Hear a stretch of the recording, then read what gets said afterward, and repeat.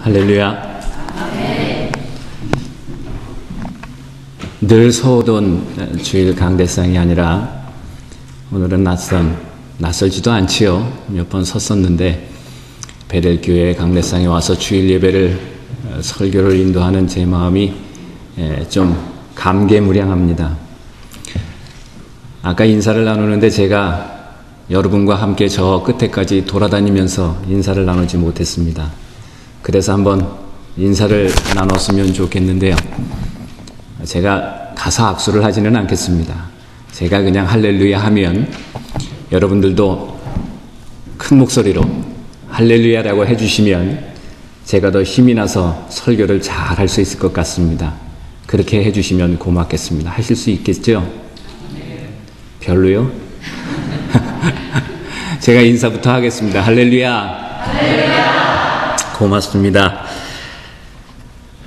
우리 잠깐 하나님 앞에 기도하고 말씀 나누겠습니다.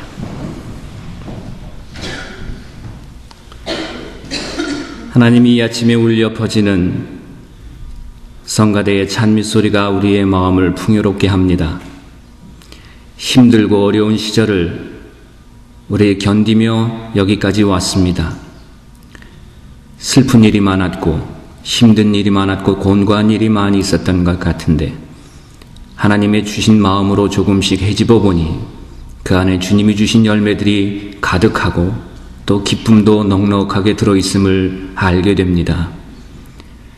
그것을 미리 알지 못했던 우리들의 모습은 무엇일까요? 우리들의 교만함이었을까요? 우리들의 부족함이었을까요? 우리들의 연약함이었을까요? 하나님이 추수감사절을 통해서 이 예배를 통해서 이제는 하나님이 주신 기쁨에 넉넉한 마음으로 반응하며 사는 저의 믿음의 성도들이 될 수 있도록 인도하여 주시옵소서. 온 마음과 뜻을 다해서 드리는 이 예배가 먼저 하나님 앞에 큰 영광의 예배가 되게 하여 주시옵시고 우리들의 믿음을 부유하게 하는 능력의 예배 또한 될 수 있도록 주님 인도하여 주옵소서. 함께 나누는 말씀 가운데에도 주님 은혜를 내려 주시어서 사람의 소리가 이 시간 채우지 않게 하여 주시옵시고 하나님의 말씀이 우리의 마음과 심령을 울리는 귀한 시간 되게 인도하여 주옵소서. 예수님의 이름으로 간절히 기도하옵나이다. 아멘.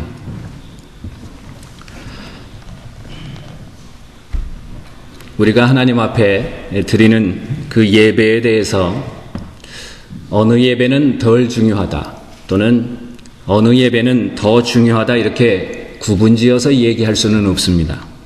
왜냐하면 예배는 하나님의 백성들이 거룩하신 하나님 앞에 온 마음을 다해서 또 신령과 진정의 마음을 다해서 그리고 감사로 드리는 행위를 뜻하기 때문에 그렇습니다. 물론 예배하는 사람의 마음과 태도가 신령하고 진정한 마음이 되지 못한다면 적어도 그러한 예배를 드리는 사람 자신에게는 어떠한 예배도 결코 온전한 예배가 될 수는 없을 것입니다. 하지만 예배 그 자체의 본질로 보자면 하나님께 드려지는 모든 예배는 동일하게 너무 소중하고 귀한 예배임에는 분명합니다. 오늘 저와 여러분들이 드리는 이 예배는 여느 때와는 달리 더 귀하고 특별한 마음과 태도가 담겨 있고 또 함께한 우리 모두가 깊은 의미를 담아드리는 그러한 특별한 예배다. 예배는 동일하다라는 그런 생각을 하면서도 저는 오늘 이 예배에 이러한 의미를 부여해 보고 싶습니다. 왜냐하면 먼저 오늘은 교회력 절기로 보면 추수감사절입니다. 추수감사절은 1620년에 신앙의 자유를 찾아서 메이플라워를 타고 떠난 102명의 청교도들이 혹독한 기아와 질병의 고통을 견디면서 신대륙 아메리카에 정착을 한 후에 온갖 풍토병과 질병을 참아내면서 한 해 동안 성실하게 수확한 결실을 놓고 하나님 앞에 감사함으로 드렸던 그 예배로부터 유래가 된 것이 추수감사절입니다. 물론 그들 가운데 상당수의 사람은 신대륙에 발을 딛기는 했습니다마는 안타깝게도 첫 감사의 예배를 드리기 전에 죽고 맙니다.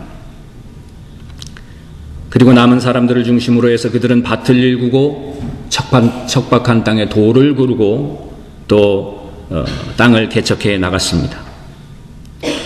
여러분 생각해 보십시오. 그러한 어려운 상황 속에서 그렇게 1년을 열심히 일해서 결실을 얻었다 해도 제가 생각할 때는 그 소출이라는 것이 그렇게 넉넉하게 보이지는 않았을 것 같습니다. 그저 소박하고 단철한 곡식 얼마, 또 거둬들인 열매 얼마, 이것이 아마 그들의 전부가 아니었을까 싶습니다. 그럼에도 불구하고 그들은 하나님을 향해서 그 소출을 내어놓고 깊은 감사의 기도를 드립니다. 저는 이들이 기도하는 모습을 생각해 보면서 문득 이런 물음을 가져봤습니다. 그들이 하나님 앞에 드렸던 그 감사의 기도 속에는 과연 어떠한 내용의 감사 기도가 들어있었을까? 어쩌면 그들의 감사는 단지 거두어들인 수확에 대한 것만은 아니었을 것 같다라는 생각을 하게 됩니다. 도리어 그들의 감사 기도 속에는 그동안 낯선 땅에 정착한 후에 한 해 동안 무사히 인도해 주신 하나님에 대한 그 깊은 감사함, 그리고 또 그 하나님께서 앞으로 변함없이 그 땅에서의 삶을 인도해 주실 것이라는 것에 대한 신실한 믿음들, 그리고 결국은 그러한 믿음에 이어진 자신들의 생애와 또 그 이후의 날들이야말로 현재의 어려운 상황으로서는 예측할 수 없는 큰 희망을 이루게 될 수 있을 것이라는 그 확신과 결단, 그것이 바로 기도하는 그들의 마음을 풍요롭게 했고 하나님 앞에 간절하게 기도했던 내용이 아니었을까, 이런 생각을 해봤습니다. 어쩌면 저는 저와 여러분들의 지금의 삶의 모습을 보면 이들의 형편과 크게 다르지 않을 수도 있다라는 그런 생각을 해봅니다. 그들과 우리들이 비록 390년이라는 시간의 공백을 두고 살고 있기는 합니다마는 오늘날 이 낯선 캐나다에서 살아가야 하는 우리들의 삶이야말로 이곳에서 10년을 살았든지 20년을 살았든지 아니면 수년밖에 안 되거나 그보다 적은 시간의 삶을 이곳에 살았다 할지라도 여전히 이곳이 낯설고 두렵고, 그리고 현재 이루어진 꿈보다는 장차 이룰 꿈을 희망하며 살 수밖에 없음은 그들과 우리가 마찬가지의 고됨이라는 그런 생각을 하게 됩니다. 또 이 낯선 땅에서의 힘겹고 고된 삶이 주는 무게를 느끼는 것도 별 다를 바가 없다라는 생각을 하게 됩니다. 그리고 그렇게 우리들은 오늘에 이르기까지 지난 날을 살아왔고 또 앞으로도 그런 삶의 무게가 여지없이 우리들의 어깨를 누르는 것을 경험하며 살지도 모르겠습니다. 하지만 저와 여러분들이 맞는 이 추수감사절이야말로 저는 의례적이고 또 형식적인 가을의 절기를 지내는 것으로 그치지 않았으면 참 좋겠습니다. 바라기는 이 추수감사절을 통해서 그 옛날 옛적 먼 순례자들처럼 여기까지 우리의 삶을 인도하신 하나님에 대한 감사를 잊지 않고, 궁극적으로는 하나님께서 우리의 장래에 우리의 삶과 믿음, 또 그리고 가정과 교회에 드려주실 희망이 있음을 굳은 마음으로 함께 기대해보는 그런 시간이 됐으면 참 좋겠습니다. 그리고 그러한 큰 마음으로 하나님 앞에 가슴을 활짝 열고 감사와 영광을 돌려드리는 그런 아름다운 추수감사절의 귀한 예배가 될 수 있기를 간절히 소망합니다. 또 오늘 예배가 우리에게 더욱 의미 있고 감사한 예배가 되는 이유가 있을 것 같습니다. 오늘 이 예배가 바로 임마누엘 드림교회와 해밀턴 베델교회 성도들이 한자리에 모여서 드리는 첫 예배가 되기 때문에 그렇습니다. 그동안 두 교회는 사실 가장 가까운 곳에 위치하고 있었고 또 같은 감리교회에 속한 가까운 형제 교회였음에도 불구하고 피차가 가깝고도 먼 당신처럼 멀찍이 떨어져 지내야 했습니다. 도대체 무엇이 이렇게 그리스도 안에서 가장 가까이 지내야 할 교회까지도 이토록 거리감을 두고 멀게 지내게 했던 것일까? 이런 생각을 해봅니다마는, 하지만 그 이유야 일일이 입술의 말로 풀어서 이야기해서 내어놓지 않더라도 이미 우리들의 마음에 느껴지고 돌이켜지는 교회에 대해서, 신앙에 대해서, 우리들의 삶에 대해서 왠지 모르게 안타까운 마음으로 느껴지는 그것으로 충분한 대답을 대신할 수 있으리라 생각을 해봅니다.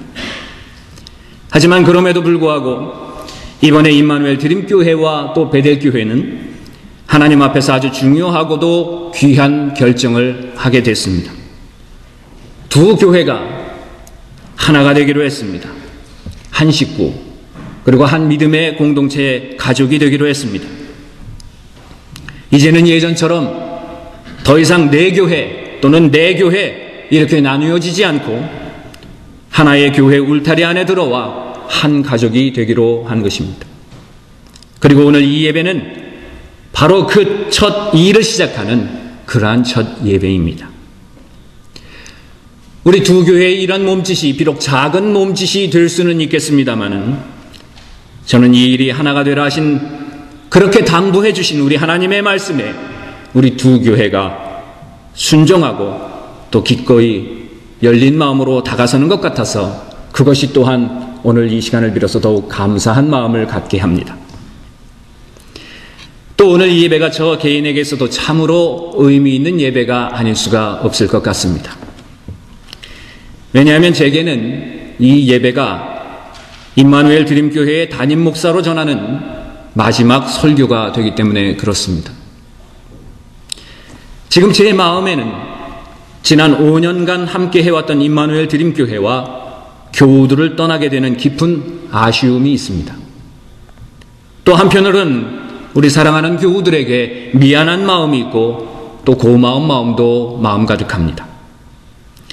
하지만 이 모든 것을 넘어서 제가 더 기대할 수 있는 것은 저의 개인적인 기대와 희망을 내세우기에 앞서서 앞으로 이 두 교회가 하나 된 모습이 되어서 이전보다 더욱 하나님 마음에 합한 성숙하고 아름다운 교회로 발전할 수 있으리라는 그 희망이 있기 때문에 그렇습니다. 그리고 앞으로 그 일을 직접 감당해 갈 여러분들이야말로 그 거룩한 사명을 잘 감당할 만한 성숙한 성도가 되고 그리스도인들이 될 것이라는 믿음이 제게 있기 때문에 그렇습니다. 또한 비록 떠나게 되는 제 자신을 돌아볼 때도 이 시간 이후에 하나님께서 저에게 어떠한 길로 어떠한 모양으로 저를 인도하실지는 알 수 없습니다마는 이 소중한 시간의 교훈이 앞으로의 저의 목회의 귀한 영적 밑거름이 되어서 순결한 영적 소양을 갖춘 종이 될 수 있도록 하는 귀한 시간이 될 수 있다 믿기 때문에 저는 기쁩니다. 여러분들이 제게 이렇게 물으셨습니다. 목사님은 앞으로 교회를 사임하신 후에 어떠한 계획이 있으십니까? 목사님이 새로 사역할 새로운 목회지는 정하셨는지요? 이렇게 물으십니다. 아마도 주위에서는 그것이 굉장히 궁금하셨던 모양입니다. 저 이면규 목사가 그만두고 나면 어디서 뭘 하며 살까? 이 일에 대해서는 물론 제 자신도 누구보다 진지하게 기도하고 또 생각하고 있습니다마는 현재까지 구체적으로 결정된 바는 없습니다. 하지만 그럴수록 저는 조급한 마음으로 서두르지 않고 찬찬히 또 진지하게 생각하려고 노력하고 있습니다. 하지만 이러한 생각 과정 가운데 제 마음에 이러한 믿음은 있습니다. 이렇게 잠잠히 이 시간들을 통해서 얻어지는 영적 교훈을 제 스스로 잔잔히 새기고 또 다지다 보면 그리고 무엇보다도 하나님 앞에서 정직하고 신실해야 하는 종으로서의 본분을 잃어버리지 않으려고 노력할 수만 있다면 하나님께서는 지금까지 저의 앞길을 좋은 길로 인도해 주셨듯이 앞으로도 당신의 귀한 일들을 이루어갈 수 있도록 제 앞에 의로운 길들을 열어주실 것이고 또 제게도 그 사명을 감당할 수 있을 만한 용기와 힘과 은혜를 분명히 부어주실 것이라 저는 믿고 확신합니다. 이 자리에 계신 사랑하는 교우 여러분들께서도 생각나실 때마다 저를 위해서 기도해 주시기를 부탁드립니다. 아울러서 저는 이 시간을 빌어서 앞으로 이 공동체 여러분들이 새로운 교회의 모습을 섬기고 또 앞으로 귀한 믿음의 공동체를 여러분들의 마음을 합해서 이루어 가실 텐데 이 시간을 빌어서 함께 성경이 말하고 있는 교회의 본질이라는 것은 과연 어떠한 것인지 또 그 교회에게 맡겨주신 하나님의 거룩한 사명은 과연 무엇이 되어야 하는지, 또 그 교회에 속한 우리들의 모습은 어떠한 모습이 되어야 하는지, 이것에 대해서 함께 생각해 보는 것이 유익할 것이다 라고 생각을 해봤습니다.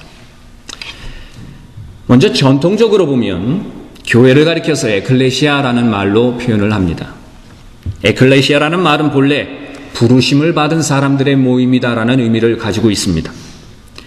그런데 여기서 부르심을 받았다고 하는 것들은 단순히 특정한 교회의 어떤 모임 속에 관련이 되어 있다든지 또는 어떠한 일에 참여하고 있다라는 그런 뜻이 아닙니다. 구약에서 보면 이 말을 가리켜서 카할이라는 말로 표현을 하고 있기도 합니다마는 이 뜻은 하나님의 택한 백성들, 즉 회중으로서의 모임이다라는 그러한 뜻을 가지고 있습니다. 즉 다시 말하면 이 말의 의미는 세상 사람들과는 철저하게 구별된 하나님과 계약을 맺은 백성들, 즉 회중들, 이러한 사람들의 모임을 뜻하고 있다는 이야기입니다. 이것이 신약 시대에 와서 에클레시아라는 말로 바뀌게 되었고, 그러다 보니까 그 의미도 상당히 많이 바뀌어지게 됩니다. 왜냐하면 당시 구약적인 의미에 있어서의 이 회중들의 모임이라고 했던 것은 유대인들을 중심으로 한 모임 공동체, 즉 회당, 시나고그라고 하는 회당 건물을 중심으로 하는 회당 중심의 모임을 의미했습니다. 그러나 신약에 와서 이 에클레시아라고 하는 것들은 철저하게 건물이나 이러한 지역적인 중심의 개념을 초월해서 철저히 하나님과 예수 그리스도를 중심으로 하는 영적 공동체를 의미하는 것으로 바뀌었습니다. 바로 바울 사도가 이렇게 유대적인 회당 중심의 공동체와는 구별된 그리스도 중심의 새로운 영적 공동체를 세우려고 많은 노력을 기울였던 그런 사도의 대표적인 사람인 것입니다. 오늘 우리가 봉독한 이 에베소서는 바울이 옥중에서 쓴 서신, 즉 옥중서신이라고 알려진 것 중에 하나입니다. 그러나 바울은 이렇게 고통스러운 옥중 생활 가운데서도 사도다운 모습으로 에베소 교회와 성도들을 향해서 어떻게 해야 예수 그리스도를 중심으로 연합하는 공동체를 이루어 나갈 수 있는지, 교회를 이루어갈 수 있는지, 또 그 일을 어떻게 해야 신실하게 이루어갈 수 있는지를 간곡하게 요청하고 당부하고 있는 것을 볼 수가 있습니다. 오늘 읽은 본문 바로 앞절 1장 23절을 보면 바울은 그 교회를 가리켜서 이러한 표현을 하고 있는 것을 보게 됩니다. 교회는 그리스도의 몸이고 만물에서 만물을 충만케 하시는 분의 충만이다라는 말로 표현을 합니다. 여러분, 요즘 단풍의 색이 참 곱습니다. 하나님은 하나님의 말씀을 통해서 우리에게 계시하시기도 하시지만 하나님은 이러한 자연의 오묘한 모습을 통해서 만물의 모습을 통해서 당신의 현존을 계시하시는 분이기도 합니다. 이것을 가리켜서 일반 계시다라고 그렇게 이야기를 하기도 합니다. 때로는 우리가 세상을 살다 보면 일에 지쳐서 힘들고 공고할 때가 있습니다. 그럴 경우 우리들은 대체적으로 깊은 숲, 좋은 풍경을 찾아서 쉼터를 찾아서 찾아가곤 합니다. 그곳에서 충분한 쉼도 얻고 새로운 삶을 향한 용기도 충전해서 돌아옵니다. 때로는 모질도록 무뎌진 마음을 돌이켜서 과연 인생을 아름답게 사는 것이 어떠한 일인지를 묻고 또 그 속에서 지혜를 받아 돌아오기도 합니다. 그런데 그런 깨달음을 주는 것이 과연 무엇이겠습니까? 그 속에 있는 나무가 그런 깨달음을 주겠습니까? 아니면 돌이 그런 깨달음을 주겠습니까? 아니면 흐르는 시냇물이 그러한 깨달음을 주겠습니까? 그 어떤 것도 깨달음 자체를 우리에게 줄 수는 없습니다. 하지만 우리는 그러한 피조 속에 담겨있는 하나님의 영광을 우리가 친히 느끼고 경험할 때 우리는 비로소 그것들을 통해서 만물을 다스리시는 하나님의 전능하심을 발견하게 되고 그 전능하심에 대한 경외심을 갖게 된다는 이야기입니다. 그리고 그 하나님이 나와 함께 계심에 대한 그 확신으로 생에 대한 용기도 얻고 쉼도 누리고 희망도 회복할 수 있게 되는 것입니다. 그렇게 보면 하나님이 창조하신 이 아름다운 피조야말로 만물이야말로 하나님의 현존을 계시하시는 신비한 곳이 되는 것입니다. 그런데 바울은 교회 즉 에클레시아를 말하면서 이렇게 만물을 통해서 드러나는 하나님의 영광과는 좋게 비교할 수 없을 정도로 더 큰 하나님의 영광이 이 교회 즉 에클레시아 이 속에 가득 차 있다라는 이야기를 해주고 있습니다. 여러분, 이 사도 바울이 왜 이렇게 교회가 그 무엇보다도 하나님의 영광이 가득 찬 곳이란 점을 심주어 강조하고 있었을까요? 우리는 그 이유를 당시의 교회적인 상황을 통해서 살펴볼 수 있게 됩니다. 당시 에베소 교회는 안타깝게도 이방인들과 유대인들 사이에 적지 않은 갈등과 문제들이 불거져 나오고 있었습니다. 특히 유대인들의 할례에 대한 입장은 당시 교회 공동체를 위태롭게 뒤흔들고 있었습니다. 유대인들은 이방인들을 향해서 할례를 받지 않은 사람들이라고 따돌리고 무시하기까지 했습니다. 당시 유대인들은 나름대로 기득권과 힘을 가지고 있는 부류에 속한 사람이기도 했습니다. 그렇다 보니까 힘없는 이방 출신의 사람들로서는 그러한 유대인들에게 맞선다는 것이 쉽지 않은 일이었고 또 항상 그들의 기세 앞에 주눅이 들기 일쑤였던 겁니다. 깊은 절망감은 희망을 빼앗아 버리게 마련이지요. 이러한 절망감에 사로잡힌 사람들은 이제 깊은 절망감에 빠져서 자신들이야말로 하나님의 약속의 그 언약과는 무관한 사람들이라는 것을 스스로 인정을 하게 됩니다. 장차 어떤 소망도 가질 수 없는 그 깊고 깊은 시면의 절망 속에서 살아갈 수밖에 없는 사람들이라고 자포자기합니다. 주의 사도된 바울은 그러한 사람들의 모습을 보면서 큰 아픔을 느끼고 있었습니다. 그런데 바울이 이렇게 그런 사람들을 바라보고 아픔을 느낀 그 이후에 넘어서 보면 바울은 이렇게 절망에 휩싸인 이 에베소의 이방인들을 향해서 예전에 보지 못했던, 듣지 못했던 아주 희망적인 메시지를 선포해주고 있는 것을 보게 됩니다. 여러분, 그게 어떤 메시지였습니까? 바울은 그들을 향해서 그대들이야말로 누구보다도 하나님께 가까워지게 되었다라는 희망의 메시지였습니다. 그 메시지 속 안에 담겨있는 구체적인 말씀은 어떤 것이었을까요? 그것은 하나님께서 예수 그리스도를 통해서 하나님과 가까워질 수 있는 길들을 그들에게 열어주셨다는 메시지였습니다. 그리고 그 예수 그리스도가 그동안 유대인들과 이방인들 간에 초롱벽처럼 둘러쳐진 편견과 고집과 분열의 벽을 헐어내셨을 뿐만 아니라 모든 사람들을 하나 되도록 새 사람으로 만들어주셨다는 소식도 들어있었습니다. 바로 그 예수로 인해서 그토록 멀게 떨어져 있는 듯한 하나님과 그들이 아주 가깝게 되었다라는 소식을 그들에게 전해주었던 것입니다. 뿐만 아니죠. 이어지는 바울의 소식은 더 놀랍습니다. 그 주님 예수 그리스도로 인해서 그토록 분열되고 갈등을 겪으며 멀어져 있었던 그 유대인들과 이방인들이 비로소 하나가 되는 길이 열리게 되었을 뿐만 아니라 그토록 그들을 복잡하고 까다롭게 얽매주었던 계명의 율법을 폐해 주셨다는 그 소식도 전해주게 됩니다. 여러분, 이것이 바울이 말하고 있는 새로운 에클레시아 즉 교회의 본질 또는 교회가 지켜나가야 할 참된 모습이었던 것입니다. 여러분, 오늘날 교회가 어떠한 곳입니까? 여러분, 오늘날 교회는 무엇을 하는 곳입니까? 오늘날 세상에 비춰지는 교회의 모습은 어떠합니까? 물론 교회는 도덕적인 면에서 인륜적인 면에서 불쌍한 사람들을 또 가난한 사람들을 구제하는 일도 감당을 할 수 있어야 합니다. 필요하다면 사회적인 정의를 위해서 목소리를 높일 수도 있어야 할 것입니다.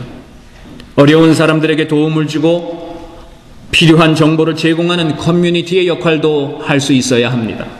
이런 일들은 지금 이 교회, 우리 이민교회와 같은 이러한 곳에서 흔히 볼 수 있는 일들입니다. 또 교회는 사람들이 모여서 사귐을 갖도록 하는 그러한 장도 마련을 해줄 수 있어야 합니다. 좀 더 신앙적으로 보자면 신앙생활하는 사람들이 믿음 생활을 지속할 수 있도록 예배하고 기도하고 찬양과 말씀을 나누는 시간도 이끌어줘야 합니다. 그렇다면 여러분들, 이러한 일들을 교회가 다 감당을 하고 잘 이루어 나갈 수 있다면 교회의 목적과 교회의 사명이 다 이루어지는 것일까요? 그런데 여러분, 지금까지 말씀드린 이러한 일들 외에 교회에 있어서 무시되어서도 안 되고 또 간과되어서도 안 되는 아주 중요한 본질적인 것이 있음을 우리는 귀를 쫑긋 세워서 들을 수 있어야 할 것입니다. 그것은 바로 우리의 죄를 용서하시기 위해서 자신의 몸을 기꺼이 허무신 예수 그리스도를 만나는 것이 바로 교회여야 한다는 사실입니다. 여러분, 교회는 우리가 가진 허물의 깊이를 알 수 없지만 친히 당신이 죽기까지 우리를 사랑하시면서 내가 너를 사랑한다고 말씀하시는 주님의 음성을 듣는 것이 교회여야 합니다. 교회는 우리에게 구원과 영생의 길을 열어주시기 위해서 우리를 친히 자녀 삼아 주셨을 뿐만 아니라 죄악된 길을 떠나서 거룩한 삶을 살 수 있도록 날마다 동행해 주시는 그 주님을 만나는 것이 바로 교회여야 합니다. 교회는 주님을 만난 그 기쁨과 감격으로 온전한 마음과 진정한 뜻을 모아서 하나님 앞에 예배하고 기도하는 일을 통해서 우리의 무디어진 영혼을 민감하게 갈아내는 것이 바로 교회가 해야 될 일입니다. 교회는 그분이 주신 끝없는 사랑의 힘을 통해서 결국은 내 곁의 이웃과 형제자매를 서로 섬기며 받아주기를 힘써가는 것이 바로 교회의 모습이 되어야 합니다. 그리고 교회는 머리 되시는 예수 그리스도 한 분의 지배를 받고 오직 그리스도의 영인 성령에 의해서 움직여지는 것이 바로 교회여야 합니다. 그리고 온전히 예수 그리스도를 향해서 집중할 수 있는 것이 바로 교회의 모습입니다. 여러분, 교회는 단지 익숙해진 모습으로 그저 일주일에 한 날 모여서 예배에 흉내를 내는 것이 아닙니다. 습관 따라서 형식적으로 출입하는 것이 교회가 아닙니다. 오랜만에 만난 사람들과 먹고 마시고 세상에 한담을 나누다 돌아가는 것이 교회가 아닙니다. 교회는 예수 그리스도의 바른 관계를 세우려는 성도들이 뜨거운 열정을 가지고 모여든 것이 교회여야 하고 또 그들을 위해서 사명감을 가지고 가르치고 양육하는 것이 바로 교회가 해야 될 사명인 것입니다. 이 일들이 하나라도 부실해지거나 무너질 때 교회의 참된 모습은 속절없이 무너지고 망가져버리게 되는 것이지요. 여러분, 이제 임마누엘 드림교회와 해밀턴 베델교회가 하나가 되기로 했습니다. 아니, 이미 하나가 되었습니다. 저는 임마누엘 드림교회 교우들과 얼마 전 기도의 자리를 가지면서 이렇게 기도했었습니다. 이제 교회가 통합이 되어서 실제적인 임마누엘 드림교회라는 이름은 지워지게 될 겁니다. 정부에 등록된 임마누엘 드림교회의 체리티 이름도 지워지게 될 겁니다. 그래서 임마누엘 드림교회의 성도들은 참으로 섭섭한 마음이 있고 안타까운 마음이 있습니다. 그러나 나아가 이 교회가 앞으로 서로 연합한 모습을 통해서 이 교회가 새로운 성전을 통해서 찬양이 차고 넘치는 교회가 되고 하나님을 향한 기도의 부르짖음이 더욱 높아지는 교회가 되고 그 안에서 하나님을 향한 예배의 감격이 넘쳐나는 교회가 되고 나아가서 그리스도의 사랑으로 나누는 성도들의 교제와 사랑이 풍성한 교회가 될 수만 있다면 무엇보다도 예수 그리스도를 향한 열정으로 충만한 교회가 될 수만 있다면 우리에게 있어서는 교회 이름이 정부로부터 지어지는 것보다 더 크고 감사한 일이 될 것이고 또 복된 일이 될 것이라는 그러한 기도를 담아서 드렸었습니다. 저는 이러한 기대와 소망이 여기에 앉아 계신 단지 몇 사람의 기도만으로 그치지 않기를 간절히 바랍니다. 잠시 잠깐 우리가 교회를 통합했다, 우리 교회를 새로운 성전으로 옮겼다라는 흥분으로 끝나지 않기를 간절히 바랍니다. 바라기는 이러한 다짐이야말로 이제 하나된 모습으로 주님의 거룩한 교회를 새롭게 이어서 시작하는 여러분 모두의 기도가 되고 여러분 모두의 간절한 소망이 될 수 있기를 간절히 축원드립니다. 이어서 바울은 이렇게 교회의 본질을 이야기해 줌과 더불어서 앞으로 교회가 해야 할 중요한 사명이 무엇인지를 알려주고 있습니다. 바울은 교회야말로 이 세상에 평화를 전하고 화해를 일으키는 일을 이루어가는 것이 바로 교회가 해야 될 사명이라고 심주어 강조하고 있습니다. 평화를 이루어내는 일, 화해를 이루어내는 일이 교회가 해야 될 사명이라는 얘기입니다. 여러분, 우리는 이 평화와 화해라는 이야기를 참으로 쉽게 하는 듯 하기도 합니다마는 이 말은 신구약 전체를 통해서 보면 아주 중요한 하나님의 구원사적인 중심 개념에 든든히 서 있는 말씀입니다. 그래서 구약의 이사야 선지자는 이렇게 노래를 합니다. 놀랍고도 반가워라. 희소식을 전하려고 산을 넘어 달려오는 저 발이여. 평화가 왔다고 외치는 복된 희소식을 전하는구나. 구원에 이르렀다고 선포하면서 시온을 보고 이르기를 너의 하나님이 통치하신다 하더구나. 여러분, 이 말씀이 무엇입니까? 즉 주님이 통치하는 세상이란 이 땅의 평화를 이루어 나가는 일을 통해서 드러나게 되어 있다라는 이야기입니다. 또 이사야는 나아가서 장차 그리스도께서 당하실 고난에 대해서도 이렇게 예고하고 있었습니다. 그가 징계를 받음으로 우리가 평화를 누리고 그가 채찍에 맞음으로 우리가 나음을 입었도다. 즉 주님의 오심의 목적이라는 것은 우리로 하여금 평화를 누리게 하기 위함이란 말씀이고, 또 그 평화가 임하는 세상이야말로 곧 구원의 역사가 창대히 펼쳐지는 그러한 주님의 세상이 될 것이라는 말씀입니다. 신약에 와서 누가도 예수님의 오심을 가리켜서 이렇게 얘기합니다. 우리의 발을 평화의 길로 인도하실 것이니이다. 예수님 자신도 산상에 했던 설교를 통해서 말씀을 하십니다. 평화를 이루는 사람은 복이 있고 그들이 하나님의 자녀가 될 것이라고. 여러분, 예수를 진정으로 따르는 사람이라면 그 사람은 평화와 화해를 이루어 나가는 사람이 되어야 합니다. 간혹 교회에도 보면 신앙생활은 열심히 하는데 이상하게 평화로움을 깨트리는 사람들이 있음을 보게 됩니다. 말로 다른 사람들에게 상처를 주고 나아가서는 서로의 관계뿐만 아니라 교회 전체의 평화를 깨트리는 사람이 있습니다. 어떤 이는 행동을 통해서 평화를 깨트리고 공동체 안에 서먹한 분위기를 연출해 나가는 사람이 있습니다.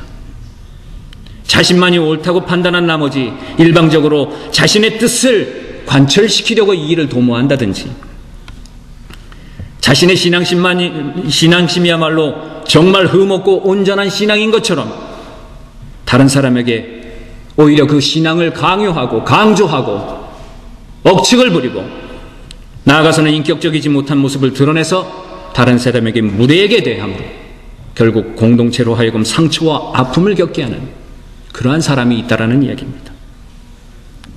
여러분, 우리가 정말로 하나님이 원하시는 평화를 이루어내는 사람이 되고 또 나아가서 진정한 교회 공동체의 화평을 만들어가는 사람이 되려 한다면 우리는 우리 자신을 먼저 돌아보는 일을 민감하고 부지런하게 할 수 있어야 할 것입니다.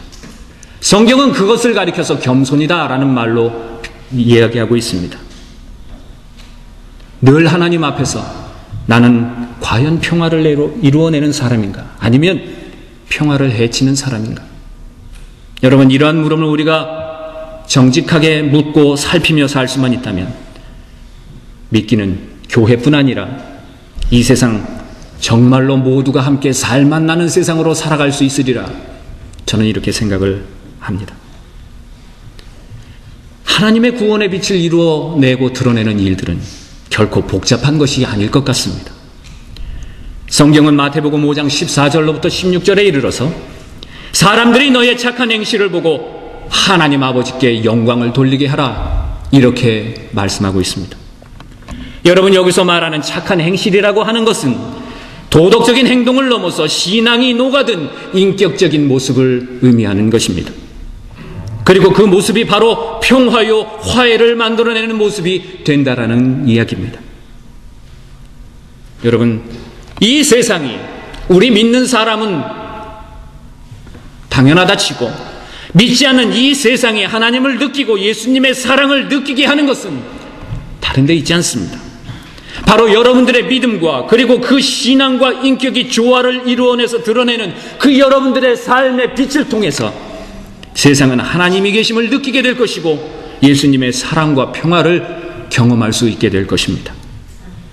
이 일들은 교회에서만 하는 일들이 아닙니다. 여러분들의 일터에서, 여러분들의 가정에서, 여러분들이 일상적으로 만나는 수많은 사람들과의 만남의 시간 속에서 언제나 우리 자신들이 평화를 만들어내는 사람이 되려고 하고 또 그러한 사람이 될 때 그 사람을 통해서 하나님의 구원이 전해지고 복음의 빛이 이 세상에 줄기차게 힘있게 뻗어져 나갈 수 있을 것입니다. 간절히 소망합니다. 저와 여러분의 믿음이, 그리고 앞으로 우리가 힘써 세워나가야 할 이 새로운 거룩한 공동체 교회가 분열과 다툼, 싸움과 폭력으로 가득한 이 세상에 아름답게 그리스도의 사랑과 평화, 그리고 화해의 빛을 드러내고 전해줄 수 있는 귀한 성도들, 귀한 교회로 거듭날 수 있기를 간절히 소망합니다. 그리고 마지막으로 바울은 교회야말로 생명력 있는 교회가 되어야 한다는 것을 우리에게 강조해주고 있습니다. 그래서 바울은 교회를 말할 때 생명 있는 유기체로 비유해서 이야기해주고 있습니다. 21절에 보면 바울은 말합니다. 그리스도 안에서 건물 전체가 서로 연결되어서 주님 안에서 자라서 바로 성전이 된다고요. 이제 여러분들은 통합의 일을 통해서 예배의 처소를 옮기게 될 것으로 저는 생각합니다. 임마누엘 드림교회가 있던 207번지 19가 해밀턴으로 여러분들은 옮겨지게 될 것입니다. 새로운 예배 공간에서 여러분들은 예배를 드리게 될 것입니다. 여러분들에게는 새로운 교회들이, 식구들이 생기게 되었고, 또 변화된 만큼 새로운 교회 행정과 계획에도 다소의 변화가 있을지도 모르겠습니다. 여러분들 모두가 그 일에 대한 기대가 있는 반면에 그 일에 대한 염려와 두려움도 있을지 모르겠습니다. 하지만 교회가 자란다는 것은, 교회가 성숙해 간다는 것은 이러한 외부적인 변화가 있다고 해서, 예를 들면 교회 건물이 생겼다고 해서, 교회의 성도수가 이전보다 더 많이 늘었다고 해서 저절로 자라고 성장하는 것이 아니다라는 이야기입니다. 여러분, 바울을 보십시오. 바울은 사도가 된 후에 가는 곳마다 복음을 전하면서 교회를 세웠습니다. 그런데 그가 세운 교회가 어떠한 교회였습니까? 오늘날처럼 건축 헌금을 하고 성전 구입을 하고 십자가를 높이 세우고 어떠한 교회라는 이름의 간판을 멋들어지게 세우고 입당 예배를 성대하게 치르고 세운 그러한 교회였습니까? 그렇지 않습니다. 오히려 바울이 세운 교회는 번듯한 교회 건물은 없어도, 십자가는 세우지 않았어도, 넉넉한 교회 재정은 없었어도 그리스도의 구원과 은혜를 사모하는 이들이 모여서 이루어진 그러한 교회 공동체였다라는 사실입니다. 그리고 그러한 교회 공동체의 모습은 어떠한 어려운 상황 가운데서도 쓰러지지 않고 든든하고 아름답게 서 나간 것을 볼 수 있습니다. 반면에 형편은 어렵지 않고 형편은 좋았지만 이러한 교회의 근본 정신을 잃어버린 교회는 여지없이 시험에 빠지고 교회가 분열되고 위험에 처한 일들을 겪었던 것을 우리는 보게 됩니다. 예를 들면 서마나 같은 교회에는 유례 없이 칭찬만 들었던 교회라고 소문이 나 있었습니다. 그러나 그들 역시 당시 로마의 황제를 숭배하라는 강요에 시달리는 어려움이 있었습니다. 자칭 유대인들이라고 하는 이들로부터 적지 않게 원망과 회방을 받았던 교회였습니다. 하지만 이 교회는 이러한 회방과 핍박을 인내하면서 잘 견뎠습니다. 도리어 핍박이 강하면 강할수록 서마나 교회는 하나님 앞에 충성하라는 그 말씀을 잃어버리지 않고 새기고 있으면서 신실한 믿음의 태도를 잃어버리지 않았었습니다. 그 결과 이 서머나 교회야말로 훗날까지 흠이 없는 아름다운 교회로 인정을 받을 수 있게 되었던 것입니다. 여러분, 이것이 진정한 생명력을 이루어내는 교회의 모습입니다. 이러한 교회를 통해서 하나님의 나라와 구원의 일들은 조금씩 완성되어져 가는 것입니다. 무조건 큰 교회를 말하는 것이 아닙니다. 작지만 하나님의 저력을 가진 그 교회를 통해서 하나님은 하나님의 나라를 확정하는 아주 건실한 도구로 사용하신다라는 이야기입니다. 이제 여러분, 앞으로 여러분들이 함께 섬겨가는 교회, 여러분 기대해 보십시오. 이렇게 하나님의 생명력이 끊어지지 않는 교회가 될 수 있기를 소망하고 희망해 보십시오. 저는 지난 주일 임마누엘 드림교회 설교를 통해서 에스겔이 환상 중에 성전 문지방 밑으로부터 흘러내린 물이 흘러가는 곳마다 생명이 소생하고 물에는 주변의 지중해 바다에 있는 물고기만큼이나 많은 생명이 돌아오는 모습을 함께 살펴봤었습니다. 그리고 그 모습이야말로 오늘날 교회가 당연히 회복해야 될 회복된 교회의 모습을 이야기하는 것이라고 말씀을 드렸습니다. 바라기는 이 에스겔의 환상이 바로 여러분의 교회의 모습이 되어서 이 해밀턴의 거룩한 생명의 물이 오르고 메마른 사람들의 영혼에 생명의 물오름을 일으킬 수 있는 귀한 교회로 나아갈 수 있기를 축원드립니다.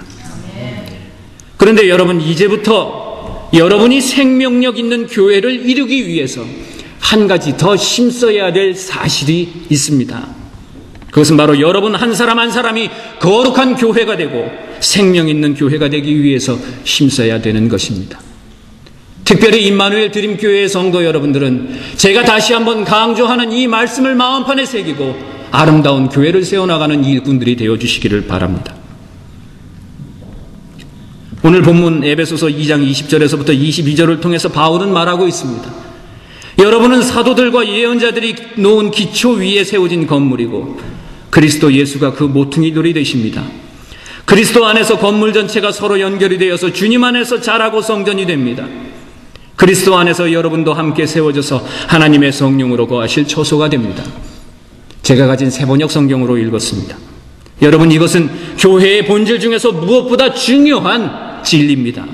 교회야말로 하나님의 성령이 거하시는 처소가 되어야 한다는 사실입니다.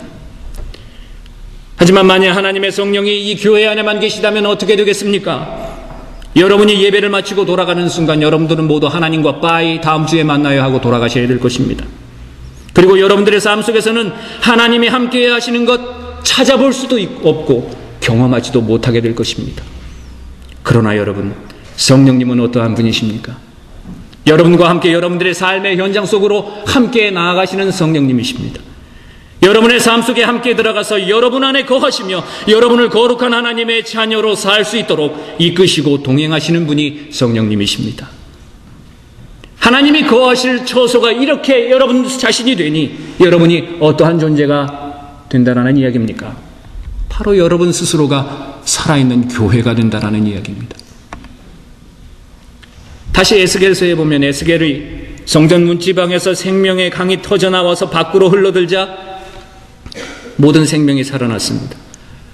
그러한 이야기를 먼 훗날에 요한복음 기자는 다시 끄집어서 하는 얘기가 나를 믿는 자가 성경의 이름과 같이 그 배에서 생수가 흘러나게 될 것이다 라는 말로 빌어서 사용하고 있습니다.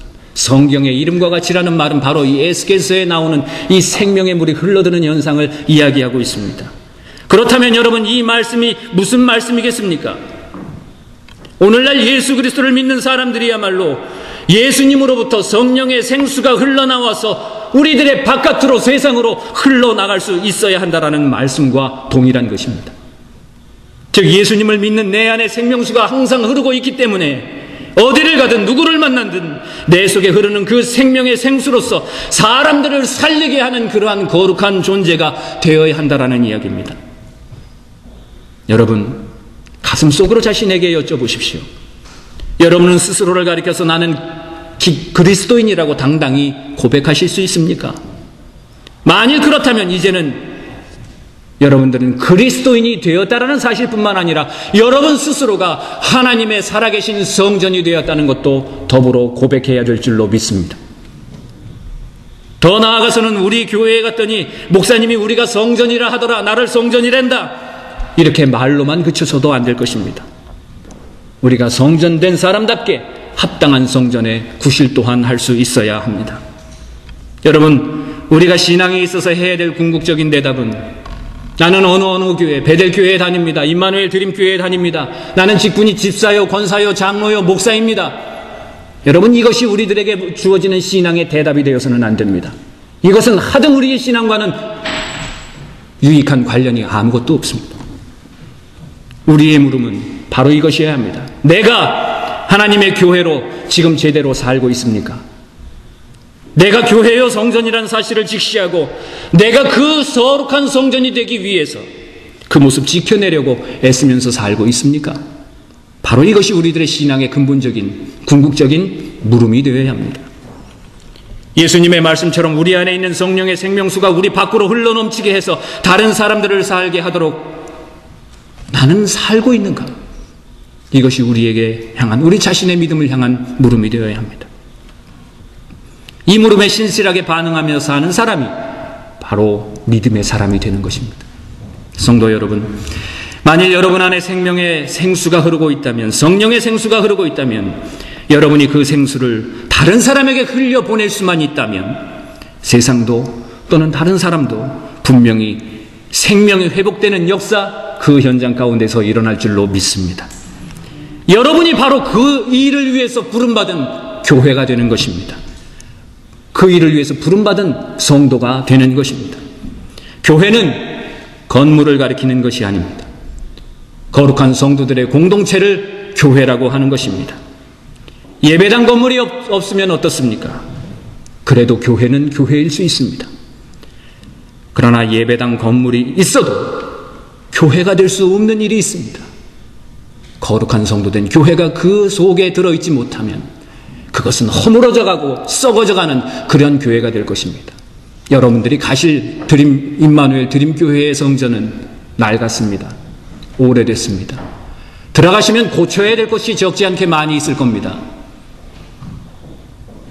그러나 여러분, 그곳을 향기나게 하는 길이 있습니다.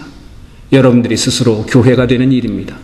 찾아오는 사람마다 여러분들의 교회됨의 향기를 맡으면 45년 돼서 무너지는 그 교회도 거룩하고 아름다운 교회 될 수 있습니다. 제가 간곡하게 여러분들에게 부탁을 드립니다. 그 교회를 텅 빈 공간으로 만들어주지 마십시오. 하나님의 역사가 살아있는 아름다운 주님의 성전으로 갖고가 주십시오. 그 교회를 통해서 하나님이 이 땅에 펼쳐주시는 하나님의 놀라운 역사를 이루어 주실 줄로 믿습니다. 말씀을 마치겠습니다. 이제는 그 일들을 통해서, 이제는 오늘 이 설교를 마치고 돌아가는 저뿐만이 아니라 여러분 모두는 그 일을 이루기 위한 아름다운 동행자로 하나님 앞에 부름을 받았습니다. 기도해야 할 것입니다. 다짐해야 될 것입니다. 여러분들에게 향한 그 하나님의 거룩한 사명 앞에 여러분들이 아름답게 손에 손을 잡고 반응하며 살아나갈 수 있는 귀한 성도 될 수 있기를 주님의 이름으로 축원드립니다. 기도하시겠습니다. 하나님 고맙습니다. 우리가 교회입니다. 우리가 하나님의 역사를 이루는 자들입니다. 하나님 이루게 하여 주옵소서. 깨닫게 하여 주시옵소서. 주님의 선한 역사가 교회됨을 회복하는 우리들의 자신으로부터 시작이 되고 새롭게 출발하는 이 교회 위에 무궁무진하게 충만하게 강물같이 흘러넘칠 수 있도록 인도하여 주옵소서. 한 사람도 이 거룩한 사명 앞에 낙오되는 이 없게 하여 주시옵소서. 예수님의 이름으로 기도하옵나이다. 아멘.